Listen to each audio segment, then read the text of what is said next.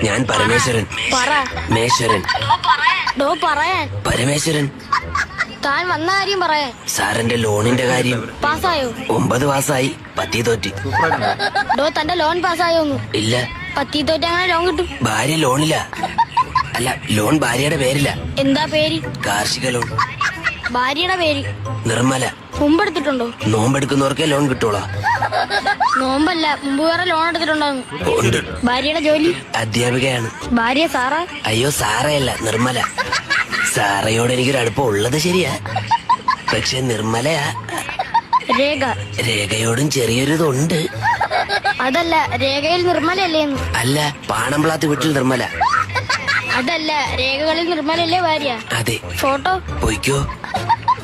ഫോട്ടോന്നല്ല, photo ഉണ്ടോന്ന്? ഓ, ഫയലിലുണ്ട്. Income? Mail.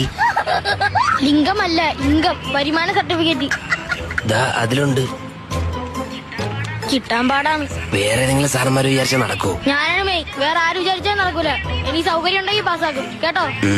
അയാൾ ഇന്നലെ എന്റെ 200 രൂപ വാങ്ങി, അത് തിരിച്ചറിയണ്ടെന്ന് പറഞ്ഞു. സാർ എന്നാൽ ആ സാറിന് 200 രൂപ വാങ്ങി.